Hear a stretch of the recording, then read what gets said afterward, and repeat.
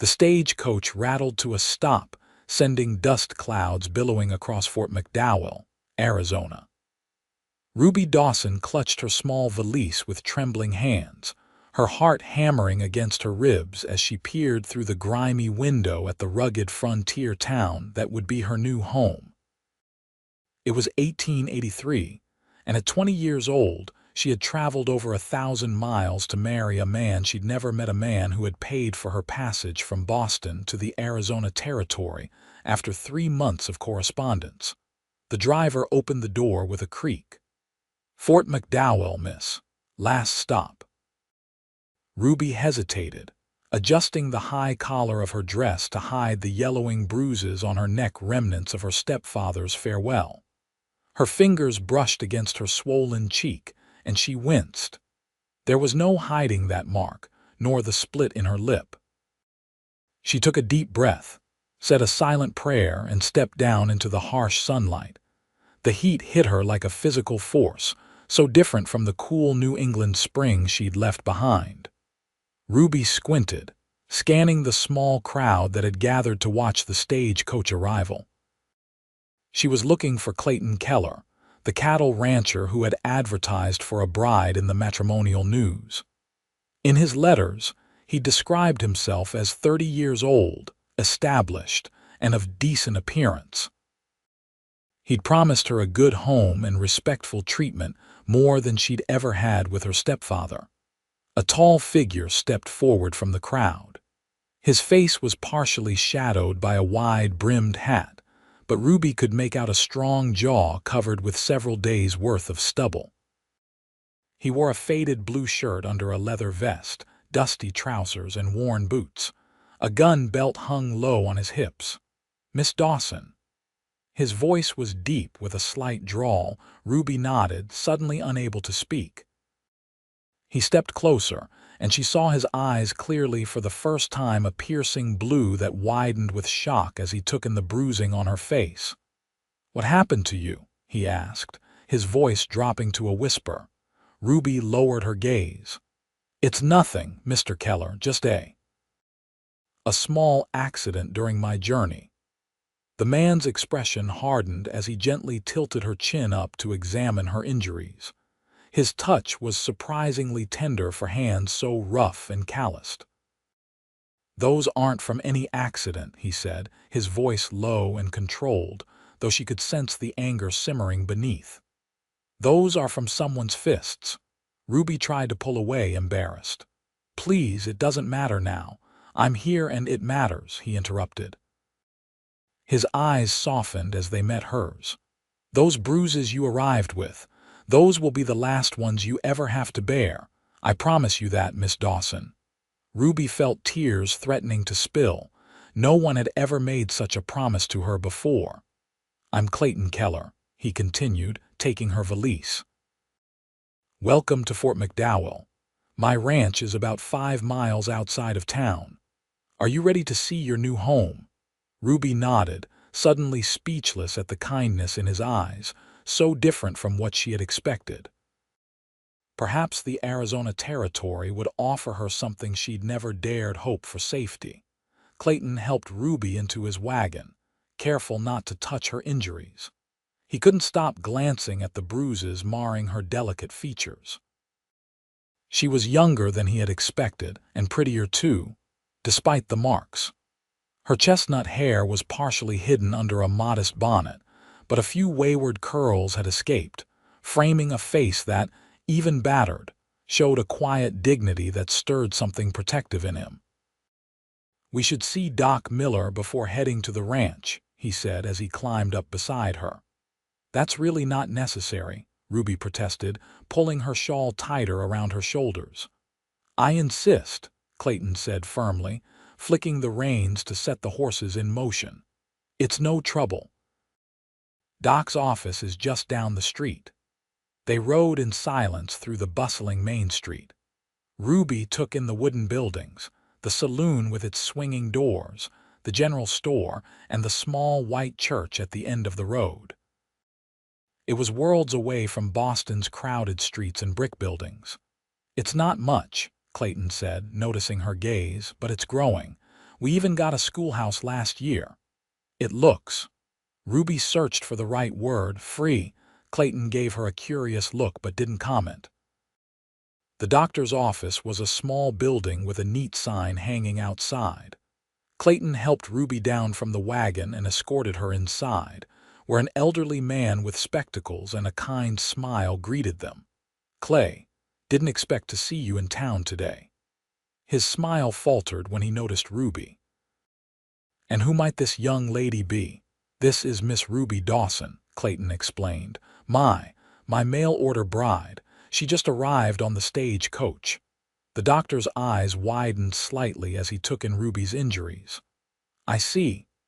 Well, Miss Dawson, I'm Dr. Samuel Miller. Let's have a look at you." Ruby reluctantly allowed the doctor to examine her face and neck. When he asked her to remove her shawl, she hesitated, glancing at Clayton. "Perhaps Mr. Keller could wait outside," she suggested softly. Clayton immediately stepped toward the door. "Of course. I'll be right outside if you need anything." Once alone with the doctor, Ruby slowly removed her shawl and unbuttoned the top of her high-necked dress, revealing more bruising across her collarbone and shoulders. Dr. Miller's expression remained professional, but his eyes reflected concern. "How did this happen, Miss Dawson?" "My stepfather," she admitted quietly. "He wasn't pleased about my decision to come west." The doctor nodded, applying a soothing salve to her visible injuries. "These will heal in time. Any pain when you breathe, dizziness?" Ruby shook her head. "I'm stronger than I look, doctor." "I believe that," he said kindly. "You'd have to be to travel all this way alone." When they finished, Dr. Miller called Clayton back in.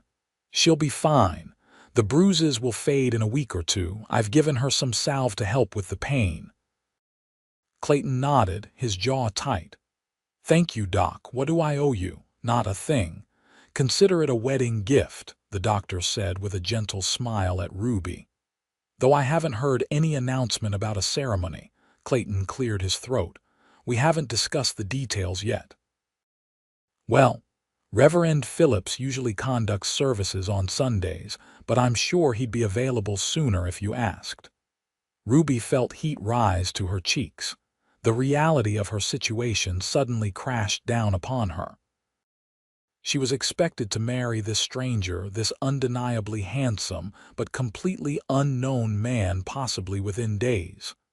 "Thank you for your help, doctor," she managed to say. Outside, Clayton helped her back into the wagon. "I thought we might stop at the general store before heading to the ranch. You might need some supplies." "I don't have much money," Ruby admitted, embarrassed. "Don't worry about that," Clayton said simply. "You're my responsibility now." The word responsibility stung slightly. Is that all she was to him? Ruby wondered. At the general store, a plump woman with graying hair greeted them warmly. "Clayton Keller, haven't seen you in weeks." Her curious gaze fell on Ruby. "Mrs. Bennett, this is Miss Ruby Dawson," Clayton said. "Ruby, this is Martha Bennett. She and her husband run the best store in the territory." "Oh my," Mrs. Bennett said, noticing Ruby's injuries but tactfully not mentioning them. "Welcome to Fort McDowell, dear. Are you visiting family? Miss Dawson has come to be my wife," Clayton explained, his voice matter-of-fact but not unkind. Mrs. Bennett's eyebrows shot up. "Well, that's wonderful news. We'd all given up hope of you ever settling down, Clay." Clayton's ears reddened slightly. "We'll need some things for Miss Dawson. Practical items for ranch life." As Mrs. Bennett helped Ruby select appropriate clothing, sundries, and necessities, Ruby caught fragments of their quiet conversation. "Those bruises," Mrs. Bennett began. "Happened before she got here," Clayton interrupted firmly. "And won't be happening again." Ruby pretended not to hear, but his words warmed her heart. Perhaps this arrangement wouldn't be the cold transaction she had feared. When they finished shopping, Clayton loaded their purchases into the wagon. The afternoon sun was beginning to lower in the sky as they headed out of town. It's about an hour to the ranch, Clayton explained. Are you hungry? We could have stopped for a meal in town, but the food at Molly's Cafe isn't much to speak of. I'm fine, Ruby assured him, though in truth, she hadn't eaten since early morning. Clayton seemed to sense her lie. He reached behind the seat and produced a cloth-wrapped package. I brought some bread and cheese, just in case, and there's a canteen of water. Ruby accepted the simple meal gratefully. As they traveled, the town gave way to open country, vast expanses of rugged terrain dotted with cacti and scrub brush, with mountains rising in the distance. It's beautiful, Ruby said softly. Different from anything I've seen before. Clayton glanced at her. It can be harsh, but there's something honest about it. The land doesn't pretend to be anything other than what it is. They fell into a comfortable silence as the wagon rumbled along the rutted trail. Ruby found herself stealing glances at the man beside her. His profile was strong, his gaze steady on the horizon. There was a solidity to him that made her feel strangely safe despite barely knowing him. Mr. Keller, she began hesitantly. Clayton, he corrected. Or Clay, if you prefer. Seems odd for my wife to call me Mr. Keller. I'm not your wife yet, Ruby pointed out. A slight smile tugged at his lips. Fair enough. What were you going to say? Ruby took a deep breath. I wanted to thank you for your kindness today and for not asking too many questions. There'll be time enough for questions, he said. But I want you to know something, Miss Dawson. Ruby, she interrupted. If I'm to call you Clayton, then you should call me Ruby. He nodded. Ruby, I want you to know that whatever happened before, whatever drove you to answer an advertisement from a stranger in a newspaper, it's in the past now. I meant what I said earlier. No one will hurt you here. Why did you advertise for a bride? Ruby asked suddenly. A man like you, I mean, you seem capable and not unpleasant to look at. She blushed furiously at her own boldness. Clayton's laugh was unexpected, a deep, rich sound that transformed his serious face. Not unpleasant to look at. That might be the most lukewarm compliment I've ever received. Ruby couldn't help smiling, though it hurt her split lip. I didn't mean to offend. No offense taken, he assured her, his expression growing more serious. As for why I advertised, there aren't many unmarried women in these parts. I've built a good ranch, a good home, but it's empty. I wanted someone to share it with. He paused. I should warn you, though, ranch life isn't easy, especially for someone used to city comforts. I wasn't raised with many comforts, Mr. Clayton, Ruby said quietly, and I'm not afraid of hard work. He nodded, seeming satisfied with her answer. We'll be home soon. As the sun began to set, painting the desert in gold and crimson, Ruby caught her first glimpse of what would be her new home. The ranch was nestled in a small valley, with a sturdy two-story house built of stone and timber. A barn and several outbuildings stood nearby, and a corral held several horses. It wasn't grand, but it was well-maintained and far more substantial than Ruby had expected. This is all yours, she asked, unable to keep the surprise from her voice. Ours now, Clayton corrected. If you decide to stay. Ruby turned to him, confused. What do you mean? Of course I'm staying. The arrangement can be undone, Clayton said firmly. I won't hold you to anything if you're not happy here, Ruby. I want a wife, not a prisoner.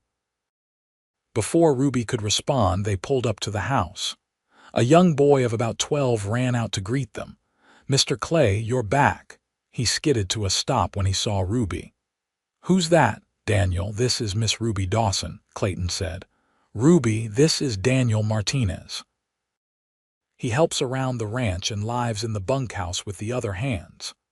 Hello, Daniel, Ruby said, smiling at the boy. Daniel gaped at her bruises but quickly remembered his manners. Nice to meet you, miss. Daniel, tell Rosita we're home and have her prepare the guest room, Clayton instructed, helping Ruby down from the wagon. Guest room. Daniel looked confused. But ain't she the guest room, Daniel? Clayton repeated firmly. As Daniel ran off, Ruby looked questioningly at Clayton. Resita is our housekeeper, he explained. She and her husband, Miguel, have been with me since I started the ranch. They live in a small house behind this one. And the guest room? Ruby asked carefully. Clayton met her gaze directly. I meant what I said, Ruby. You're not obligated to marry me just because you've arrived. You'll have your own room, your own space. We'll take time to get to know each other. If after a while you decide this isn't what you want, I'll pay for your passage to wherever you want to go. Ruby was speechless. This was nothing like what she had expected, nothing like the cold business arrangement her stepfather had mocked her for accepting. Clayton Keller was offering her a choice, something she'd rarely been given in her life. Why would you do that? She finally asked. Clayton's expression was serious as he picked up her valise. Because a marriage should be a partnership, not a purchase. Come on, let me show you the house. Ruby followed him up the porch steps, wondering if perhaps she had found not just safety in the Arizona territory, but something she'd never dared hope for: respect. The interior of the ranch house surprised Ruby. She had expected something sparse and purely functional, but Clayton's home was well furnished and thoughtfully arranged. The main room held sturdy, comfortable furniture. Bookshelves lined one wall, and colorful woven rugs brightened the wooden floors. It was undeniably masculine, but far from crude. It's lovely, she said sincerely. Resita's influence, Clayton admitted. Left to my own devices, I'd probably just have a chair and a bed. A middle-aged Mexican woman emerged from what appeared to be the kitchen, wiping her hands on her apron. Her warm brown eyes widened at the sight of Ruby. "Senor Clayton, you did not tell me we would have a guest," she exclaimed before noticing Ruby's injuries. Her expression softened immediately. "I, Pobrecita." "Resita, this is Miss Ruby Dawson," Clayton said. "Ruby, this is Resita Mendez, the woman who keeps this place and me from falling apart." Resita smiled kindly at Ruby. "Welcome, Miss Dawson. I have prepared the guest room as Daniel said. Are you hungry? I can make something quickly." "That would be wonderful, Resita. Thank you," Clayton answered for both of them. "We'll get Ruby settled first." He led Ruby upstairs to a pleasant bedroom with a window overlooking the mountains. A large bed with a handmade quilt dominated the space, and there was a dresser, a small writing desk, and a rocking chair by the window. "The washroom is across the hall," Clayton explained. "There's indoor plumbing, a luxury out here, but worth every penny. I'll have Daniel bring up hot water if you'd like to wash up before dinner." Ruby ran her fingers over the quilt, overwhelmed by the day's events. "This is more than I expected," she admitted. Clayton set her valise down. "What did you expect?" She hesitated. "Something smaller. Less established. Your letters didn't indicate." She gestured around the room. "I found it's better to underpromise and overdeliver," he said with a slight smile. "I'll let you get settled. Dinner will be ready soon." After he left, Ruby sat on the edge of the bed, trying to process everything. The man she had traveled across the country to marry was nothing like she had imagined. She had prepared herself for someone crude, possibly harsh, someone she would have to learn to tolerate for the sake of escaping her stepfather's brutality. Instead, she had found a man who seemed genuinely kind, offering her a choice when she had expected none. Daniel brought up hot water, and Ruby gratefully washed away the dust of her journey. She changed into one of her few decent dresses, wishing she had something nicer to wear for her first dinner in her new home. The bruises on her face were still painfully visible, and she touched them gently, wincing when she came downstairs. Clayton was waiting in the main room, freshly shaven and wearing a clean shirt. His eyes warmed at the sight of her. "Feeling better?" he asked. Much, thank you, she replied. Your home is truly lovely. It's taken 8 years to build it to what it is now, he said. I came here with barely enough money for the land, built the house myself with Miguel's help, started with just a few cattle and worked up from there. You should be proud, Ruby said sincerely. Something flickered in Clayton's eyes, appreciation for her understanding, perhaps. Dinner should be ready.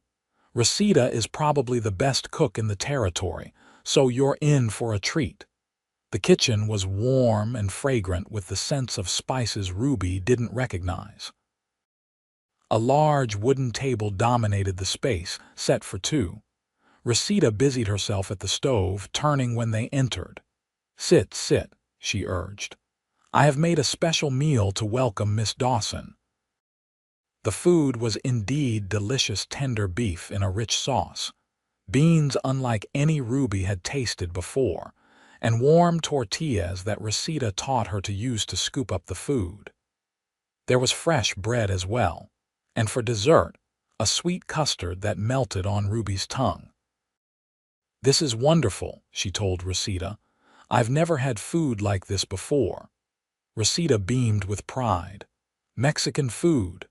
Much better than American, Clayton laughed. Don't let Mrs. Bennett hear you say that. She's very proud of her apple pie. The easy banter between Clayton and Rosita spoke of years of comfortable familiarity. Ruby found herself relaxing for the first time in months, perhaps years. The fear that had been her constant companion since agreeing to become a mail-order bride began to recede slightly. After dinner, Clayton suggested they sit on the porch. The night was cool, a welcome relief after the day's heat.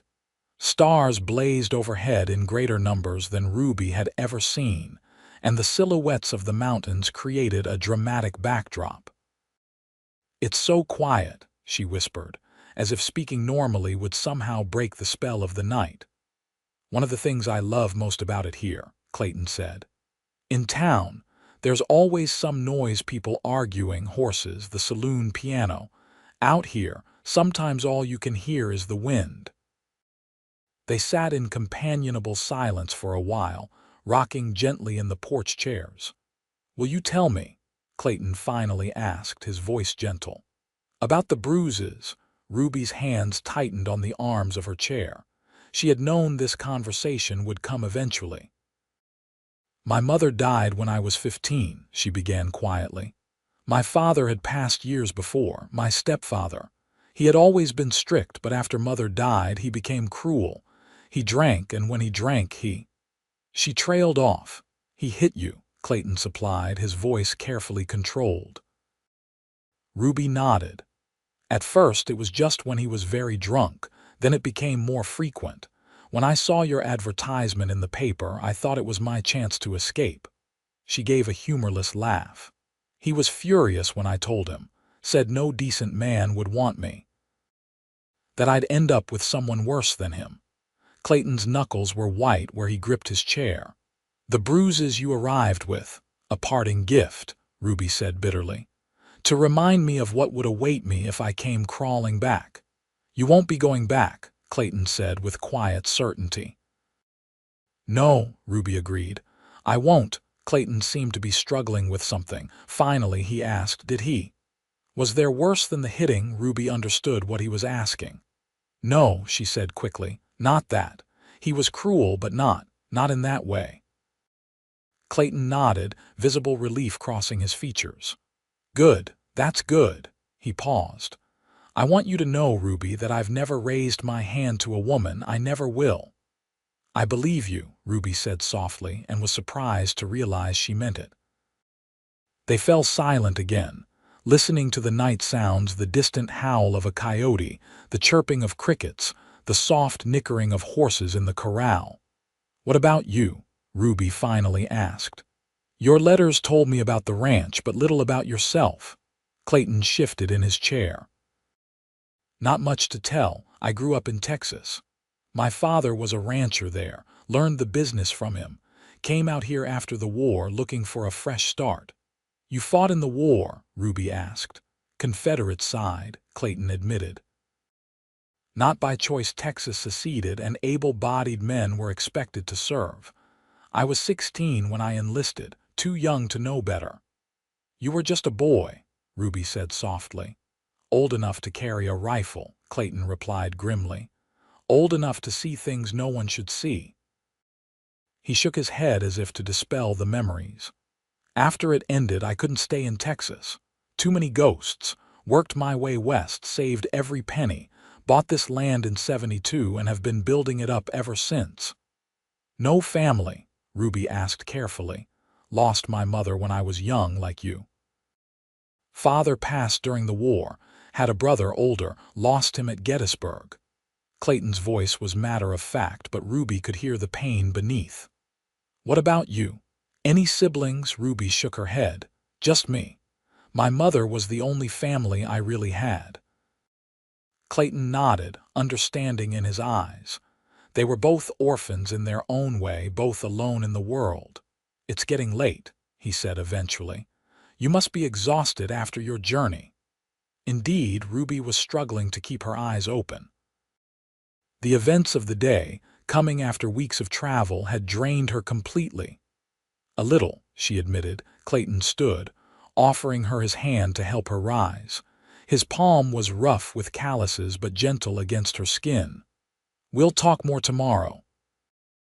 I'd like to show you around the ranch if you're feeling up to it. I'd like that, Ruby said.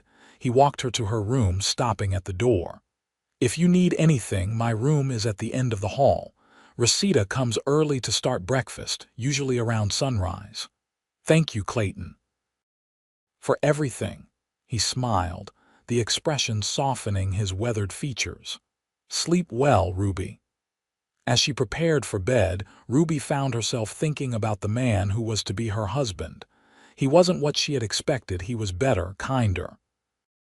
But there was a sadness in him, a loneliness she recognized because it mirrored her own. Perhaps they could heal each other, she thought as she drifted off to sleep. Perhaps they could build something good together, something neither of them had known before. The nightmare came as Ruby knew it would. It always did when she slept in a new place. She was back in her stepfather's house, cowering as he loomed over her, belt in hand, face contorted with drunken rage. She could smell the whiskey on his breath, feel the sting of leather against her skin. Ruby woke with a strangled cry, disoriented in the unfamiliar darkness. For a terrifying moment, she thought she was back in Boston, that her escape had been the dream. Then slowly, the room came into focus, the moonlight streaming through the window, the unfamiliar shapes of furniture, the distant sound of a horse nickering. Arizona. She was in Arizona on Clayton Keller's ranch. A soft knock came at her door. Ruby, are you all right? Clayton's voice was low, concerned. Ruby swallowed hard. Yes, I'm sorry if I disturbed you. There was a pause. May I come in? Ruby hesitated, then reached for her shawl, wrapping it around her nightdress. Yes, the door opened slowly. Clayton stood there in trousers and an undershirt, his hair tousled from sleep. He carried a lamp that cast a warm glow over his worried features. Nightmare? He asked gently. Ruby nodded, embarrassed. I didn't mean to wake you. I'm a light sleeper. Clayton remained in the doorway, respectfully not entering further without invitation. Can I get you anything? Water, or Rosita makes a tea that helps with sleep. No, thank you, I'll be fine. Ruby drew her knees up, wrapping her arms around them. This happens sometimes. It will pass. Clayton nodded, understanding in his eyes. I know about nightmares. Had my share after the war. He paused. Would you like me to stay until you fall asleep? Just sitting in the chair there, he added hastily, pointing to the rocking chair by the window. Ruby was about to refuse, to insist she was fine, but something in his expression stopped her. There was no pity there, only genuine concern and perhaps recognition of a shared pain. Yes, she said softly. I think I'd like that. Clayton moved to the chair, setting the lamp on the small table beside it.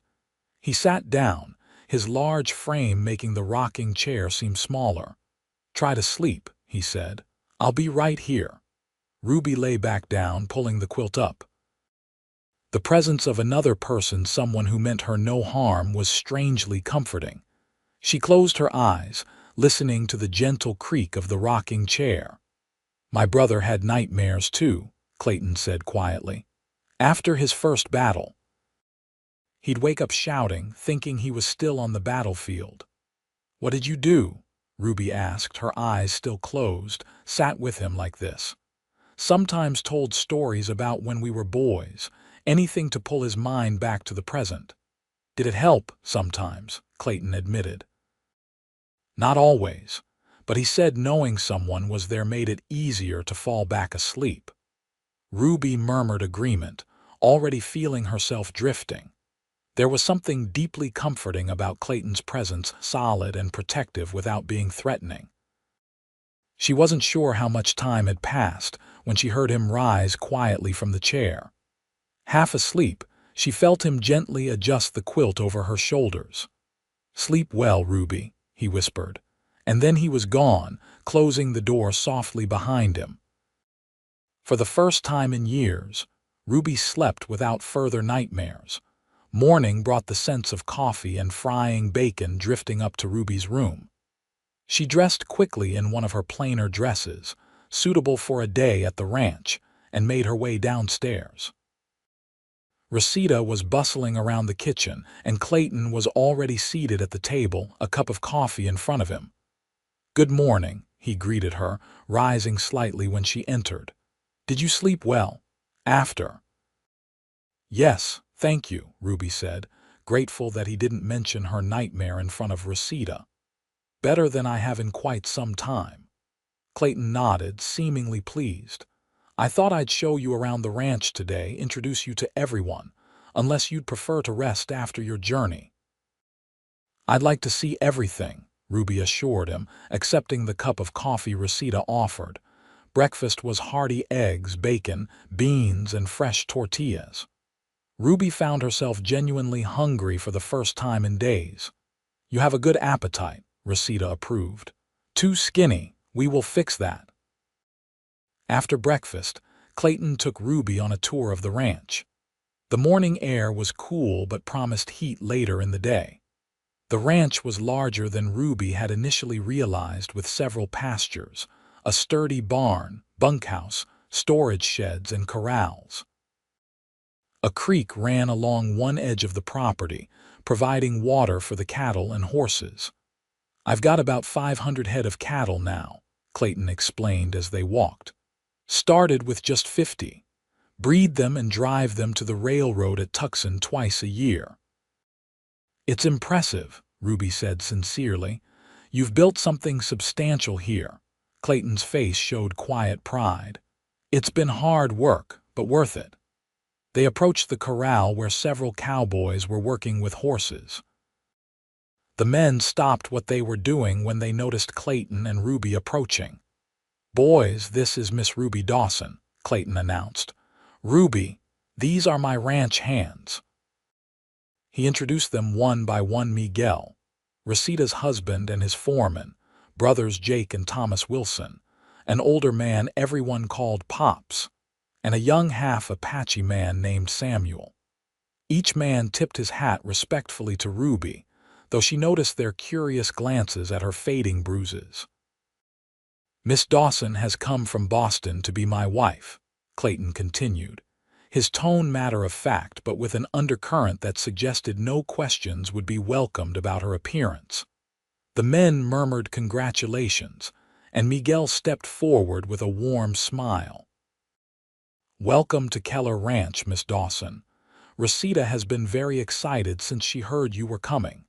"Thank you," Ruby said. "Everyone has been very kind." As they continued their tour, Clayton explained the workings of the ranch, the rhythm of the seasons, the cattle drives, the constant work of maintaining fences, caring for livestock, and managing the land. "It never stops," he admitted. "There's always something that needs doing." "It sounds fulfilling," Ruby observed. creating something, watching it grow. Clayton glanced at her, seeming surprised by her understanding. Yes, exactly. Most city folks just see the dirt and the hard work. I'm not most city folks, Ruby reminded him with a small smile. And Boston may be a city, but I spent most of my time working, not enjoying its amenities. What kind of work did you do? Clayton asked. I was a seamstress in a dress shop, Ruby explained. Before that, I helped my mother with her laundry business. I've been earning my keep since I was 12. Clayton nodded thoughtfully. That explains your hands. Ruby looked down at her hands, not delicate ladies' hands, but those of someone who had worked hard her whole life. She'd been self-conscious about them when she first arrived, afraid they would disappoint him. They're good hands, Clayton said, as if reading her thoughts. Capable hands. The simple compliment warmed Ruby more than any flowery praise could have. They reached a small rise overlooking the property. Clayton stopped, allowing Ruby to take in the view the ranch buildings below them, cattle grazing in the distance, mountains rising majestically on the horizon. What do you think? He asked. Could you be happy here? Ruby looked out at the vast landscape, so different from the cramped city streets she had known. There was a freedom here, a sense of possibility that she had never felt before. I think I could, she said honestly. It's beautiful in its own way. Clayton seemed pleased with her answer. It can be hard, he warned. Winters can be harsh, summers brutally hot. Sometimes there's drought, sometimes flash floods. The land tests you. Life tests everyone, Ruby replied simply. At least here the challenges come from nature, not people's cruelty. Clayton studied her face, something like admiration in his eyes. You're stronger than you look, Ruby Dawson. I had to be, she said without self-pity. They stood in companionable silence for a moment, looking out over the ranch. Then Clayton cleared his throat. There's something we should discuss. Ruby tensed slightly, wondering what was coming. The Reverend will be expecting us to set a date, Clayton said carefully. People in town saw you arrive yesterday. They'll be expecting a wedding. I see, Ruby said, trying to keep her voice steady.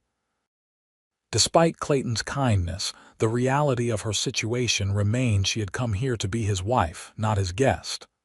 But I meant what I said yesterday, Clayton continued. I won't rush you. If you need time or if you decide this isn't what you want. What do you want, Clayton? Ruby asked directly, turning to face him.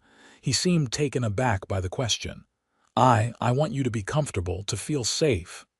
That's not what I asked, Ruby pressed gently. Why did you send for a bride? What are you looking for? Clayton removed his hat, running a hand through his hair as he considered her question. Companionship, he finally said. A partner, someone to share this with. He gestured to the ranch spread out below them. Someone to build a life with. And children. Ruby asked, her cheeks warming at her boldness. Eventually, yes, Clayton admitted. If that's what you want too. Ruby nodded, appreciating his honesty. I've always wanted a family, she said softly. A real family with love and respect. Something passed between them, then a moment of understanding, of shared hope. We could set the date for 2 weeks from now, Ruby suggested. That would give us time to know each other better and for she gestured to her face, to heal completely. Relief crossed Clayton's features. 2 weeks sounds good. We can ride into town tomorrow to speak with Reverend Phillips if you'd like. I would, Ruby agreed. As they walked back toward the house, Ruby felt a strange new sensation, a cautious optimism she hadn't experienced in years. Clayton Keller wasn't the husband she had expected, but perhaps he was the one she needed. Someone who understood hardship and survival, who valued strength and honesty over superficial qualities. There's one more thing I'd like to show you, Clayton said as they approached the house. He led her around to the back, where a small fenced area contained a carefully tended garden. Rosita's pride and joy, he explained. She grows vegetables, herbs, some flowers. I thought, maybe you'd enjoy working with her here if you like gardening. Ruby touched a bright red tomato hanging heavily from its vine. I've never had the chance to garden before, she admitted, but I'd like to learn. Resita would be thrilled to teach you, Clayton said.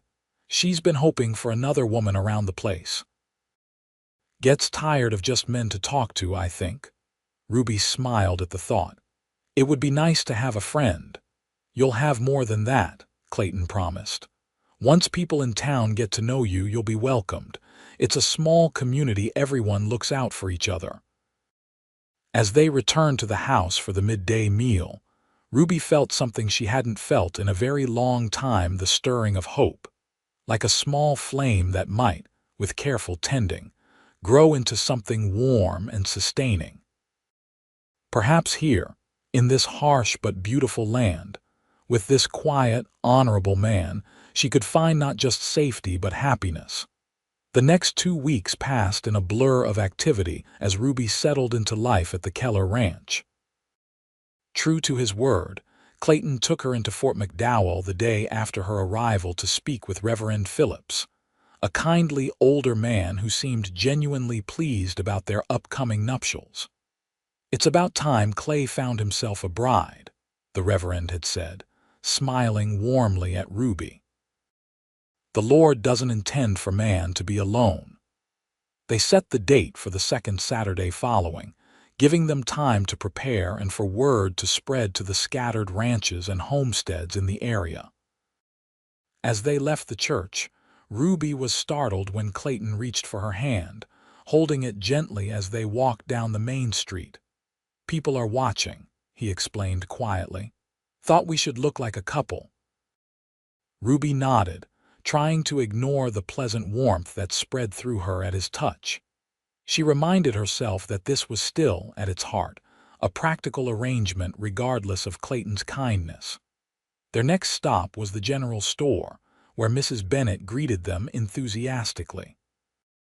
Here comes the happy couple, my Miss Dawson. You're looking better already. It was true the bruises on Ruby's face were fading to yellowish green, much less noticeable than when she'd arrived. Mrs. Bennet, Ruby needs fabric for a wedding dress, Clayton said. And anything else for the ceremony and after. He cleared his throat, clearly uncomfortable discussing such matters. The older woman's eyes lit up. Of course. Come with me, dear. I just received some beautiful white cotton that would be perfect. She drew Ruby toward the fabric section, leaving Clayton looking relieved to be excluded from the feminine discussion. As Mrs. Bennet helped Ruby select fabric, ribbons, and notions, she kept up a steady stream of conversation, much of it centered on Clayton. He's a good man, you know, she confided as she measured out yards of soft white fabric. One of the best in the territory, honest to a fault, works harder than any 3 men and never turns away someone in need. He's been very kind to me, Ruby acknowledged. Kind, yes, but there's more to Clay Keller than just kindness, Mrs. Bennet said, lowering her voice. 2 winters ago, when the Wilsons' farm failed and they couldn't feed their children, Clay hired Jake and Thomas even though he didn't really need more hands. Last year, when young Samuel, he's half Apache, was being harassed by some of the more prejudiced elements in town, Clay stood up for him, gave him a job and a home. Ruby listened, absorbing these stories that revealed the character of the man she was to marry. He doesn't talk about these things, she observed. Of course not, Mrs. Bennet said with a fond smile. Clay's not one to boast about doing what he considers right, but I thought you should know what kind of man you're getting. By the time they finished shopping, Ruby had everything she needed to create a simple but pretty wedding dress, along with a few other necessities Mrs. Bennet insisted were essential for a new bride. Clayton paid without comment, though Ruby noticed the substantial amount and felt a twinge of guilt. I could have made do with less, she said as they loaded their purchases into the wagon. You deserve a proper wedding, Clayton said simply, "and a proper start as Mrs. Keller." The ride back to the ranch was companionable, with Clayton pointing out landmarks and sharing stories about the area's history. Ruby found herself relaxing in his company, enjoying his deep voice and occasional dry humor. Over the following days, Ruby fell into the rhythm of ranch life. She rose early with Clayton and Reseda, helped with breakfast, and then spent her mornings sewing her wedding dress while Reseda taught her to make tortillas and other Mexican dishes. In the afternoons, she often worked in the garden with Reseda or accompanied Clayton on rides around the property, learning the boundaries and features of what would soon be her home. The ranch hands were respectful but friendly, especially young Daniel, who seemed fascinated by Ruby's stories of Boston. Miguel treated her with a fatherly kindness that reminded her of better times before her real father had died. Even Pops, the taciturn older cowboy, would tip his hat and offer a gruff "Mornin', Miss Dawson" when they crossed paths. Ruby's bruises faded more each day, as did her fear. Clayton never pressed her for details about her past, never made her feel like a burden or an obligation. In the evenings, they would often sit on the porch, talking about their days, sharing pieces of their histories, or sometimes just sitting in comfortable silence as the stars appeared overhead. It was during one of these evening conversations, 4 days before the wedding, that Clayton brought up a subject they had both been carefully avoiding. "After we're married," he began, his voice measured, "you'll move into the main bedroom with me. Unless you'd prefer to keep separate rooms for a while." Ruby felt heat rise to her cheeks. I understand the duties of a wife, Clayton." "They're not duties," he said firmly. "Not with me. I would never expect you to. That is, I wouldn't want you to feel obligated." Ruby looked down at her hands, twisting in her lap. I haven't." "I know," Clayton said gently, "and we'll take things as slowly as you need. I just wanted you to know that." Ruby nodded, grateful for his understanding but still embarrassed by the conversation. In Boston, her mother had given her only the vaguest explanation of what happened between a husband and wife, and her stepfather's crude comments had only confused and frightened her more. "May I ask you something personal?" she ventured after a moment. "Of course. Have there been other women since you've been here?" she rushed on before he could answer. "I don't mean to pry, but in town, Mrs. Bennett mentioned that several local women had set their caps for you over the years." Clayton's lips quirked in a half-smile. "Martha Bennett enjoys gossip a bit too much," he sighed. "There have been opportunities, yes, but nothing serious, nothing lasting." "Why not?" Ruby pressed, genuinely curious. Clayton was silent for a long moment, considering his answer. "After the war I wasn't whole," he finally said. "Had too many dark memories, too many nightmares. Didn't think I had any right to burden someone else with all that. And then, as the ranch grew, there was always too much work, too little time." He paused. "But mostly I never met anyone I could imagine sharing my life with, not until I read your letters." Ruby was startled. "My letters?" "But they were so practical. I hardly revealed anything of myself." "It wasn't what you wrote," Clayton explained. "It was how you wrote it. Clear-eyed, honest. No false flattery or desperate pleading like some of the other responses I received. You wrote like a woman who knew her own worth, who was offering a fair exchange your companionship for my protection and provision." "That's exactly what I was doing," Ruby admitted. "I know, and I respected that."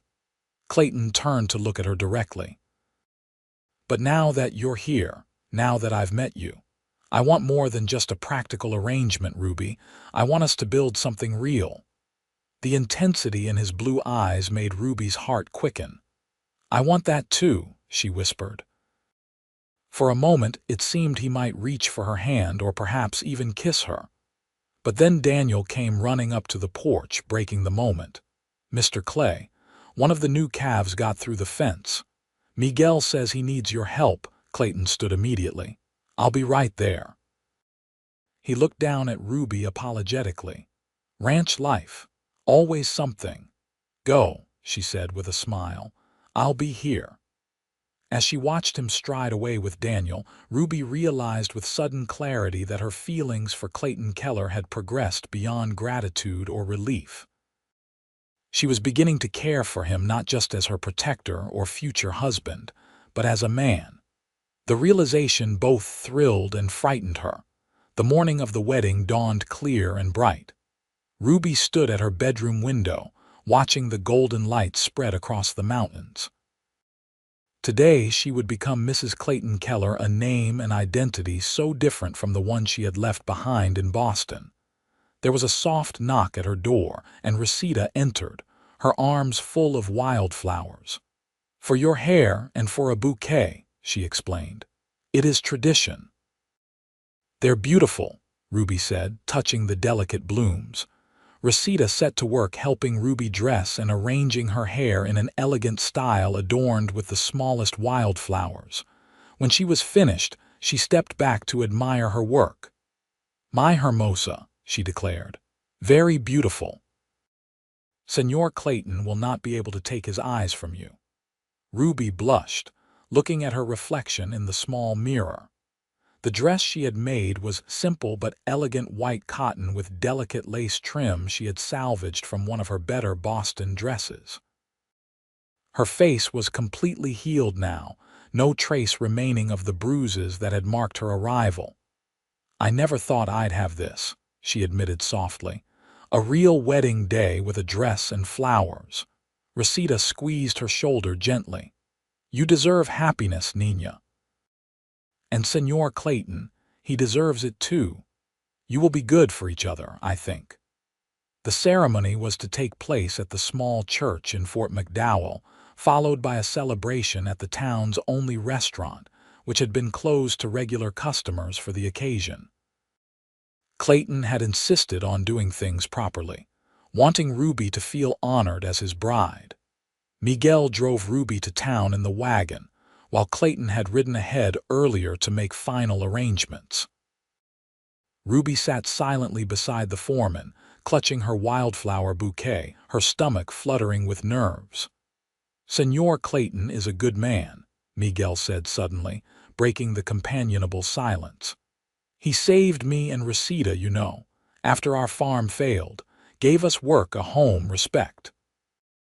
He glanced at Ruby. He will be a good husband. I believe he will, Ruby said softly. And you, Miguel continued, you have brought light back to his eyes. For many years he has worked, built the ranch, been fair to all, but there was always something missing. Now he smiles more. Laughs sometimes. Ruby hadn't realized the impact her presence had made. I've only been here 2 weeks. Sometimes that is all it takes, Miguel said with a shrug, when the right person comes. When they reached the church, Ruby was surprised to see how many people had gathered. It seemed the entire town had turned out, along with families from neighboring ranches and farms. Mrs. Bennett rushed forward to help Ruby from the wagon, exclaiming over her dress and hair. You look absolutely lovely, dear. Clay won't know what hit him. Inside, the small church was decorated with more wildflowers and ribbons. Ruby paused in the doorway, suddenly overwhelmed. This was really happening. She was about to bind herself to a man she had known for only 2 weeks. Yet as she looked down the aisle and saw Clayton waiting by the altar, handsome in a new black suit, his expression a mixture of awe and tenderness as he caught sight of her, all doubts fled. There was a rightness to this moment that transcended the unusual circumstances of their meeting. With no father or male relative to give her away, Ruby had expected to walk down the aisle alone. But as she hesitated at the entrance, Daniel appeared at her side, dressed in his Sunday best, his hair slicked down with water. Mr. Clay asked if I'd walk you down the aisle, Miss Ruby, he said shyly. If that's all right with you. Tears pricked at Ruby's eyes. "I'd be honored, Daniel." The boy offered his arm with all the dignity of someone twice his age, and Ruby placed her hand on it gently. Together, they proceeded down the aisle as someone played a simple tune on the church's small organ. Clayton's eyes never left her face as she approached. When she reached him, he extended his hand, and Ruby placed hers in his larger one, feeling the strength and warmth of his grip. "You're beautiful," he whispered, so only she could hear. The ceremony was simple but heartfelt. Reverend Philip spoke of the sacred bond between husband and wife, of mutual respect and care, of building a life together founded on love and trust. When it came time for the vows, Clayton's voice was steady and sure as he promised to cherish and protect Ruby for all his days. When her turn came, Ruby was surprised by the emotion that welled up as she spoke the traditional words. This was more than an escape, more than a practical arrangement. Somehow, in the span of 2 short weeks, it had become a genuine beginning. "I now pronounce you husband and wife," Reverend Phillips declared. "Mr. Keller, you may kiss your bride." Clayton hesitated, seeming unsure how Ruby would feel about a public display. But Ruby smiled encouragingly, and he leaned down, pressing his lips gently to hers in a kiss that was brief but tender. The congregation erupted in cheers and applause as they turned to face them as husband and wife. Ruby felt a happiness she had never expected, a sense of belonging, of coming home. The celebration afterward was lively, with food, music, and dancing. Everyone wanted to congratulate the new couple and welcome Ruby to the community. Women who had been strangers 2 weeks ago now embraced her warmly, offering friendship and advice for ranch life. Men clapped Clayton on the back, some teasing him good-naturedly about finally being caught. "Mrs. Keller," Clayton said later as they shared a dance. "How does it sound?" "Wonderful," Ruby admitted. "Better than I ever imagined." His arms tightened slightly around her. "I'm going to do everything in my power to make you happy, Ruby. I want you to know that." "You already have," she said honestly. "You've given me safety, respect, a home. That's more than I dared hope for." Clayton's expression grew serious. "I want to give you more than that, much more." As the celebration continued into the evening, Ruby found herself growing both nervous and expectant about what was to come. Tonight would be their first as husband and wife, their first sharing a bedroom, a bed. The sun was setting when they finally took their leave, amid good-natured teasing and well wishes. Clayton helped Ruby into the wagon, and they set off for the ranch, their home now, truly shared. They rode in companionable silence for a while, the cooling evening air a relief after the warmth of the crowded restaurant. Ruby watched the landscape turn golden in the setting sun, marveling at how quickly this place had come to feel like home. "Are you happy, Ruby?" Clayton asked suddenly, his gaze still on the road ahead. "Yes," she said simply. "Are you?" He glanced at her, a smile warming his features. "More than I thought possible." When they reached the ranch, Clayton surprised Ruby by lifting her from the wagon and carrying her across the threshold of the house. She laughed, wrapping her arms around his neck. "Is this necessary?" "Absolutely," he said with mock solemnity. "Tradition." Inside, they found the main room lit with candles, a bottle of wine and 2 glasses set out on the small table. Resita had clearly prepared for their return. "She thinks of everything," Ruby said with a smile. "She's been planning this since the day you arrived," Clayton admitted, setting Ruby gently on her feet. "I think she was beginning to give up hope of me ever marrying." He poured wine for both of them, then raised his glass in a toast. "To new beginnings." "To new beginnings," Ruby echoed, sipping the sweet red wine. A comfortable silence fell between them, charged with anticipation and a touch of nervousness. Ruby knew what was expected on a wedding night, but her knowledge was vague, colored by fear rather than understanding. Clayton seemed to sense her unease. "We can just talk if you'd prefer," he offered. "Or I could sleep in the guest room tonight." Ruby shook her head. "No, I want to be your wife in every way." She met his gaze directly. "I'm just not sure what to do." Clayton set down his glass and moved closer, taking her hands in his. "We'll figure it out together," he promised. "And Ruby, if at any point you want to stop, just say so. I meant what I said before. There are no duties here, only choices."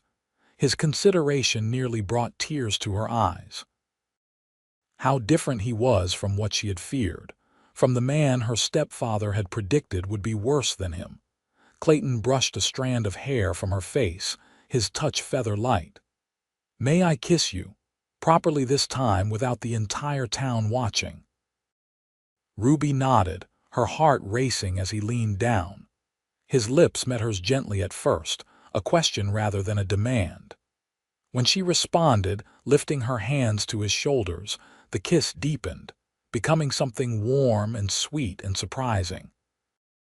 When they finally parted, both slightly breathless, Clayton rested his forehead against hers. "I've wanted to do that since the day you arrived," he admitted. "Even with my bruised face?" Ruby asked, half joking. "Even then," he confirmed. "You were the bravest woman I'd ever seen, traveling all that way alone, starting over with nothing but hope." He kissed her again, and this time Ruby felt something new stirring within her, not just affection or gratitude, but desire. This was nothing like the fear she had anticipated.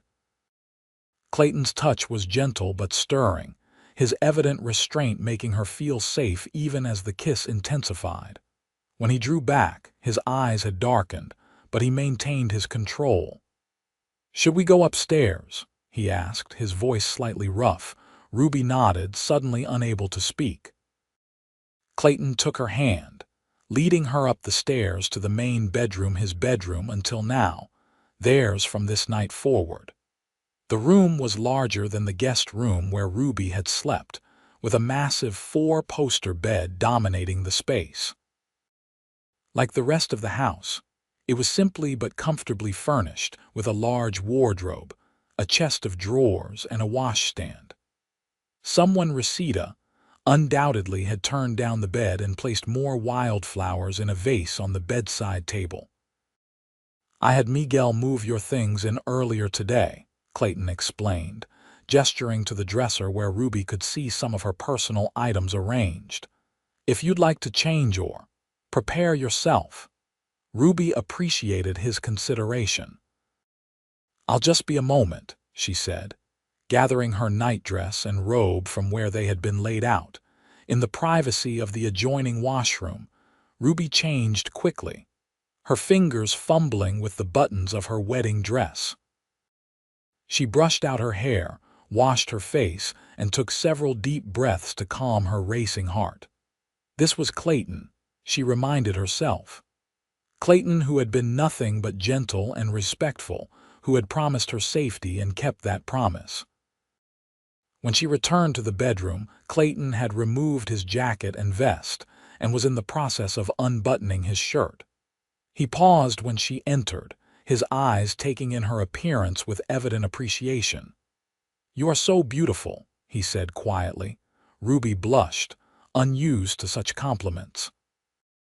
"So are you," she admitted shyly. Clayton's surprised laugh broke the tension. "I don't think anyone's ever called me beautiful before." "Handsome, then," Ruby corrected with a small smile. Clayton crossed to her, taking her hands in his. "Ruby, I want you to know something. I didn't just marry you because I needed a wife or because I was lonely. These past 2 weeks, getting to know you, I've come to care for you deeply. I think in time it could become something more." Ruby's heart swelled at his words. "I feel the same," she whispered. "I never expected to find someone like you. Never thought I could feel this way." The kiss that followed was deeper, more urgent than those they had shared before. Ruby felt herself responding instinctively, her body arching toward his as his arms encircled her waist, drawing her closer. What followed was a gentle initiation into the mysteries of marriage. Clayton was patient and tender, guiding but never pushing, always attentive to her responses. There was discomfort, as Ruby had been told to expect, but it was brief and overshadowed by the growing pleasure of their connection. Afterward, lying in Clayton's arms, her head resting on his chest as he stroked her hair, Ruby felt a contentment she had never known before. This was what it meant to be truly safe, truly valued, not just protected but cherished. "Are you all right?" Clayton asked softly, his hand continuing its gentle caress. "More than all right," Ruby assured him. "I never knew it could be like that." Clayton pressed a kiss to the top of her head. "It gets better," he promised, "as we learn each other." Ruby traced lazy patterns on his chest, marveling at the intimacy they now shared. "Thank you," she said softly. "For what? For being the man you are, for not being what I feared." Clayton's arms tightened around her. "I will never give you reason to fear me, Ruby. Never." Ruby believed him completely. As she drifted toward sleep in the safety of her husband's embrace, she thought of the bruises that had marked her arrival, the last she would ever bear, just as Clayton had promised. In their place, she now wore his ring, his name, and the first tendrils of a love she had never expected to find. The next morning, Ruby woke to sunlight streaming through the bedroom window and the unfamiliar but pleasant sensation of Clayton's arm draped protectively across her waist. For a moment, she lay perfectly still, savoring the feeling of security and belonging. Clayton stirred beside her, his arm tightening slightly before he opened his eyes. When he saw her watching him, a slow smile spread across his face. "Good morning, Mrs. Keller," he said, his voice rough with sleep. "Good morning," Ruby replied, unable to keep from smiling in return. Clayton reached out to touch her cheek gently. "No regrets, none," she assured him. They might have lingered longer, but a rooster crowed insistently, reminding them that ranch life didn't pause even for newlyweds. Clayton sighed. "Duty calls. The cattle don't feed themselves."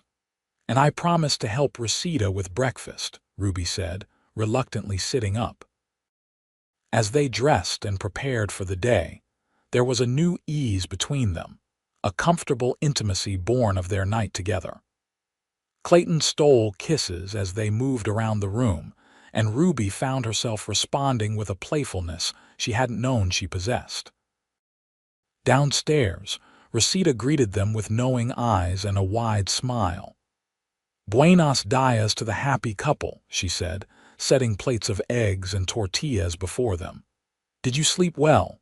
Ruby blushed furiously, but Clayton merely winked at the housekeeper. "Very well, thank you, Reseda." The days that followed fell into a pleasant rhythm. Ruby settled into her role as mistress of the ranch house, working alongside Reseda in the kitchen and garden, gradually taking on more responsibilities as she learned. Clayton taught her to ride properly, not side saddle as she had occasionally done in Boston, but astride like the ranch women did. He showed her the boundaries of their property, the best fishing spots along the creek, the wild apple trees that would bear fruit in the fall. In the evenings, they would sit on the porch together, talking about their days or their hopes for the future. Sometimes Clayton would read aloud from one of his books. He had quite a collection, another surprise Ruby had discovered about her husband. Other nights, they would simply enjoy the spectacular sunset and the emerging stars, comfortable in each other's company. And at night, in the privacy of their bedroom, they continued to explore the physical aspect of their marriage, growing more confident and attuned to each other with each passing day. Ruby discovered that Clayton had been right. It did get better as they learned each other's bodies, each other's desires. It wasn't all perfect, of course. They had their disagreements, their misunderstandings. Clayton could be stubborn, and Ruby sometimes found herself frustrated by his protectiveness, which occasionally veered into overprotection.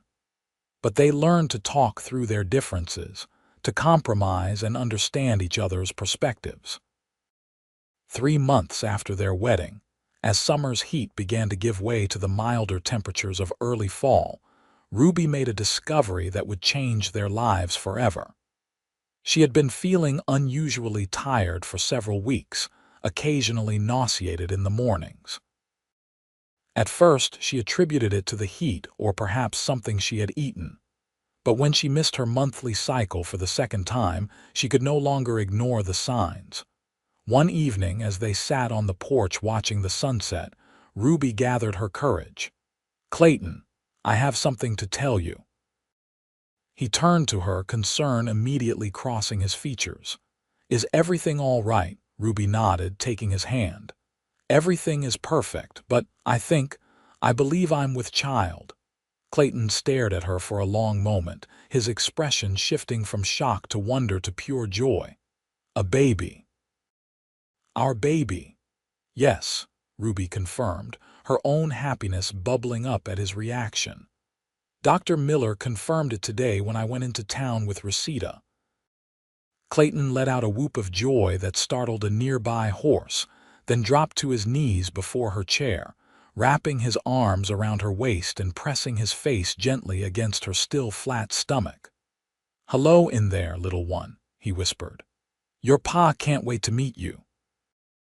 Ruby laughed, tears of happiness streaming down her face as she ran her fingers through his hair. This man who had started as a stranger, become her protector, then her husband, would now be the father of her child. It seemed impossible that so much could change in such a short time. Clayton looked up at her, his eyes shining. "I love you, Ruby Keller. I know it's fast, maybe too fast, but I do. I love you with everything I am." It was the first time he had said the words directly, though Ruby had felt his love in 100 different ways over the past months. Still, hearing them made her heart soar. "I love you too," she said softly. "I think I have almost from the beginning." He rose to kiss her then, a kiss full of promise and tenderness and shared joy. The news of Ruby's pregnancy spread quickly through the ranch and then to town. Everyone seemed genuinely happy for them, especially Resita, who immediately began knitting tiny garments and offering Ruby advice about childbearing and motherhood. As autumn progressed and Ruby's condition became more visible, Clayton grew increasingly protective. He insisted she rest more, tried to prevent her from doing any work he deemed too strenuous, and watched her like a hawk for any sign of discomfort. "Clayton," Ruby finally said one day, exasperated after he'd taken a basket of laundry from her hands, "I'm pregnant, not made of glass." "Women have been having babies since the beginning of time." "Not my women," he said stubbornly. "Not my child." Ruby softened, understanding the fear behind his protectiveness. "The baby and I are both healthy and strong," she assured him. "But if it makes you feel better, I promise to be careful and rest when I need to." Clayton nodded, somewhat appeased. "That's all I ask." As winter settled over the ranch, bringing cooler temperatures and occasional rain, Ruby's body continued to change, her stomach growing rounder, her movements more deliberate. Clayton watched these changes with fascination and a deep, abiding love that sometimes overwhelmed him with its intensity. At night, he would often place his hand on her growing belly, marveling at the occasional fluttering movements of their child. "Do you think it's a boy or a girl?" he would ask. "I don't know," Ruby would answer honestly. "As long as the baby is healthy, I don't mind either way."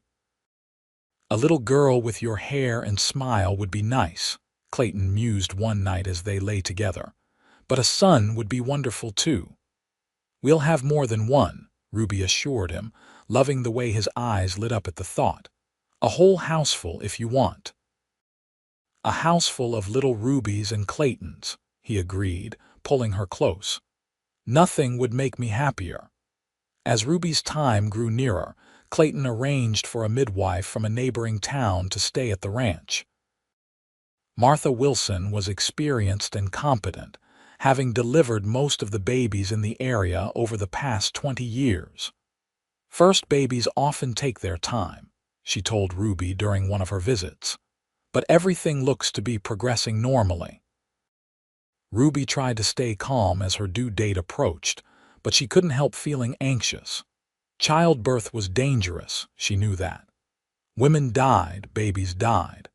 But Clayton's steady presence and unwavering confidence that all would be well helped keep her fears at bay.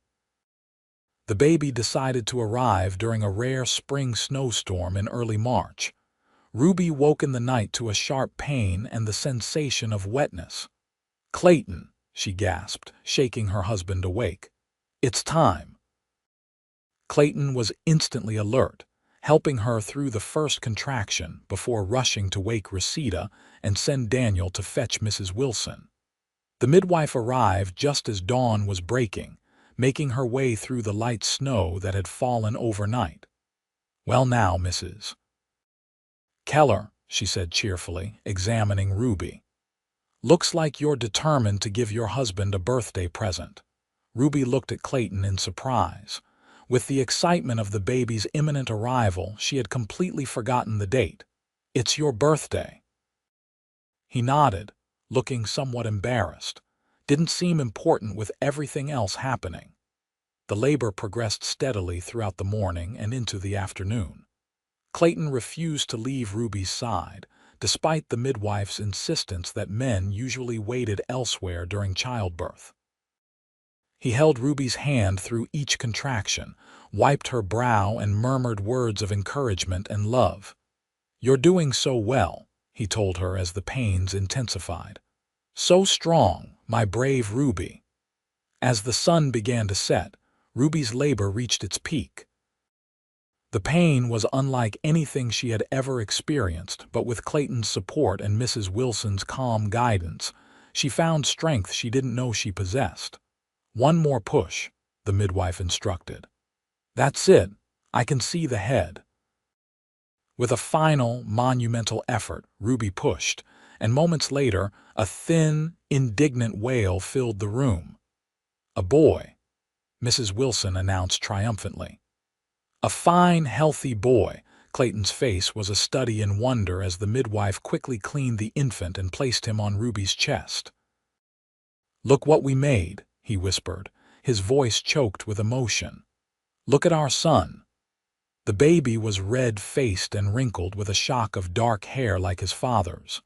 As Ruby held him close, he quieted, seeming to recognize the sound of her heartbeat, the scent of her skin. "He's perfect," she murmured, tears streaming down her face. "Absolutely perfect." Clayton sat on the edge of the bed, one arm around Ruby's shoulders, the other hand gently touching his son's tiny fingers. "What shall we name him?" They had discussed names but hadn't settled on any. Now, looking at the child they had created together, Ruby knew immediately. "Matthew," she said softly. "Matthew Thomas Keller." Clayton nodded, his eyes bright with unshed tears. "After my brother and your father. Is that all right?" "It's perfect," Clayton assured her, leaning down to kiss first his son's forehead, then his wife's lips. "Just like both of you." In the days that followed, Ruby and Clayton adjusted to life with their newborn son. Matthew proved to be a good-natured baby, with a healthy appetite and lungs that let everyone know when he was displeased. Clayton was a devoted father from the start, changing diapers without complaint, walking the floor with Matthew when he was fussy, and watching in awe as Ruby nursed their child. "I never knew I could love someone so much," he confessed one evening as they sat together, Matthew sleeping peacefully in his cradle beside them. "Both of you. It's overwhelming sometimes." Ruby reached for his hand, understanding exactly what he meant. The love she felt for her husband and son was so vast, so all-encompassing, that it sometimes took her breath away. "We've come a long way from that day at the stagecoach," she said softly. Clayton nodded, his thumb tracing gentle circles on the back of her hand. "When you stepped down with those bruises on your face, I wanted to find whoever had hurt you and make them pay. I never imagined then that you would become everything to me. And I never imagined I could be this happy, Ruby admitted. I came here looking for safety, for escape. I found so much more. Clayton pulled her into his arms, careful not to disturb the sleeping baby. You'll never have to fear again, Ruby. Those bruises you arrived with were the last you'll ever bear. I promised you that then, and I promise it now. I know, Ruby said, resting her head against his shoulder. I've never doubted it. As spring blossomed into summer, and summer gave way to fall, the Keller family settled into the rhythm of their life together. Matthew grew strong and curious, delighting everyone on the ranch with his sunny smiles and determined crawling. Ruby thrived as both mother and rancher's wife, finding joy in creating a true home for her family. The nightmares that had once plagued her became rare, replaced by dreams of the future, more children, perhaps, watching Matthew grow, growing old with Clayton by her side. Clayton continued to build their ranch, always with an eye toward the legacy he was creating for his son and the children who might follow.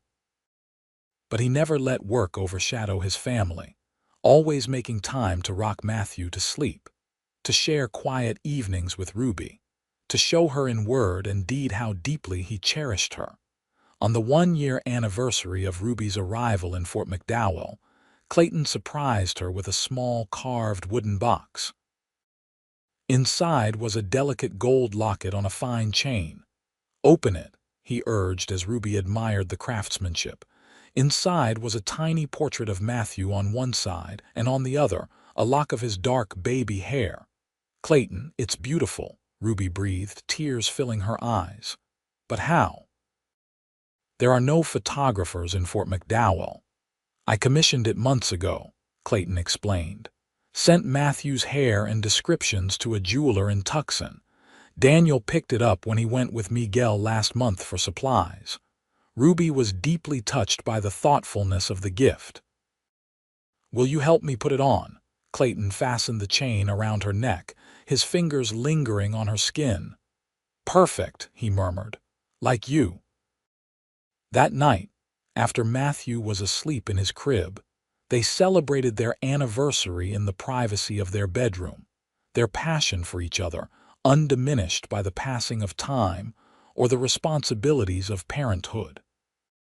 Later, as they lay contentedly in each other's arms, Ruby reflected on the journey that had brought her to this moment. From a frightened young woman with bruises on her face to a confident wife and mother, beloved by a good man, secure in her home and her future. "What are you thinking about?" Clayton asked, noticing her contemplative expression. "About beginnings," Ruby answered.